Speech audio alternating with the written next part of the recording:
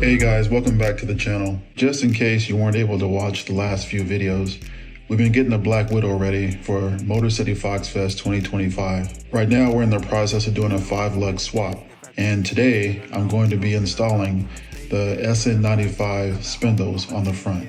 So let's get to it. On the left, we have a front spindle from a 1990 Mustang GT.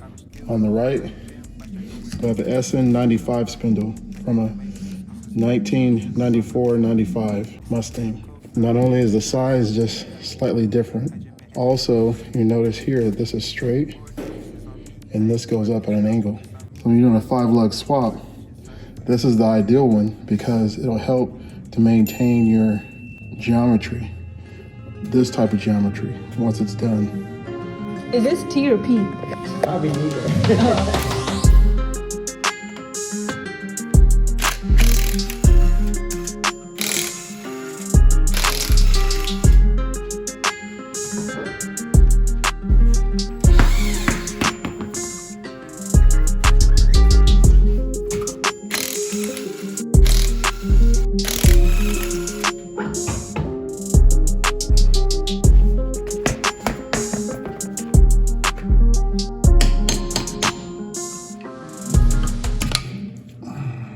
Always.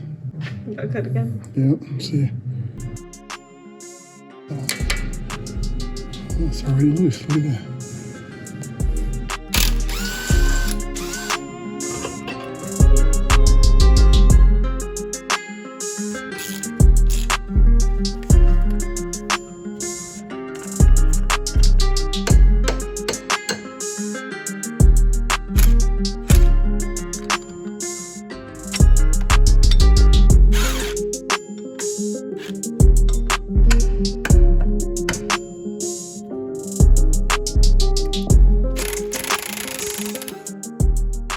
We don't want to damage the boot. I don't want to have to replace this whole joint. So we gotta be careful how we get this off and don't hurt the boot.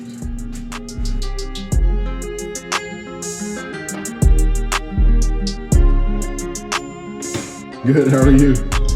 Oh, look at you. I got the original spindle off, and so what I noticed is when I put this on, Yeah, I see. Okay, so you still have the original ball joint inside, right? yeah, this is the original ball joint. Okay, so since you have a Foxbody control arm, so the ball joint on that doesn't work on the SN95. You would actually need to buy a spacer, or you can buy washers. The other thing you can do is you can go and buy SN95 ball joints and press them onto that arm. But if your ball joints are good, Yeah, they're good, man. You can order a spacer from, I think LMR sells it.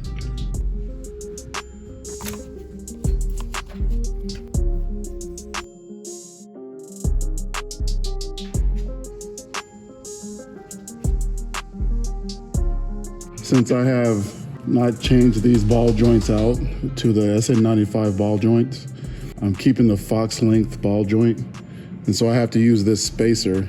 I got it from LMR. So if you're converting to SN95 spindles and you keep your same ball joints, Fox length, then you're gonna need this spacer, or else your castle nut is gonna set too far down and the cotter pin won't engage. So just take this, slide it over like that, and then now we can put the castle nut on and tighten everything down. The cotter pin goes through this hole. And so without this spacer, it would go down too far. This is the castle nut that I'm putting on. So now I just gotta tighten that down.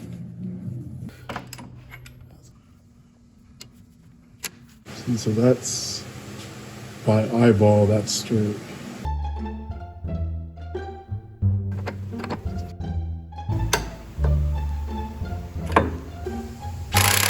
All the way to the top. That's the max of this torque wrench, is 250.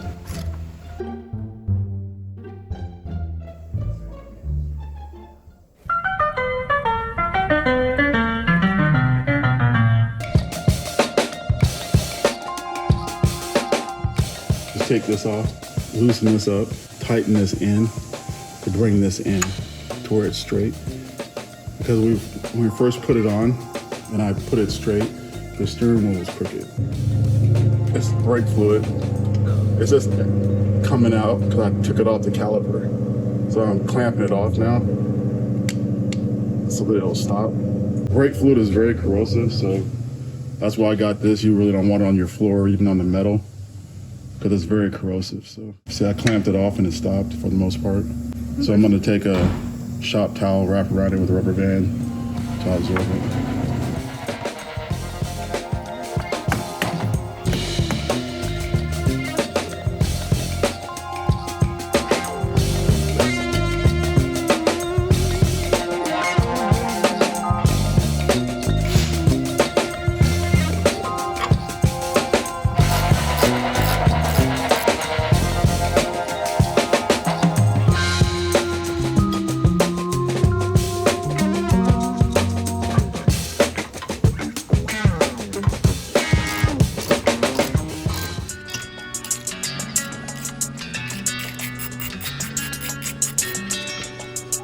The gear oil goes right in there.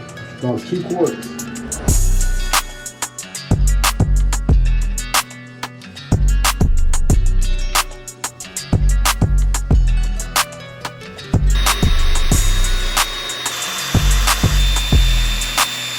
All right, so I'm gonna put thread sealant on the fill plug and then tighten it down. All right, all nice and pretty. Check it out. Did you feel where the... I don't feel anything. No, you might need extra. So we learn something every day. Okay, number one, because of this is not a stock cover, it's probably gonna take more gear oil.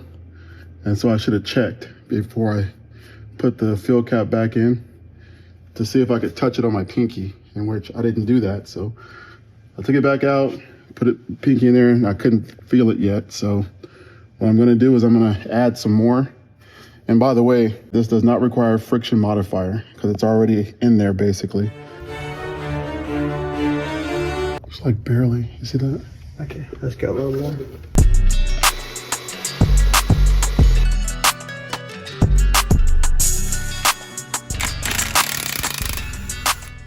Thanks for watching. I really appreciate you guys' time. Definitely stay tuned for the next video where we'll be installing 13-inch Cobra brakes on the Black Widow. Yeah. Torque boxes is good. Even inside the torque box, it's like you don't see any like oil or anything, man. It's like just so clean. Push it. There you go. Good job.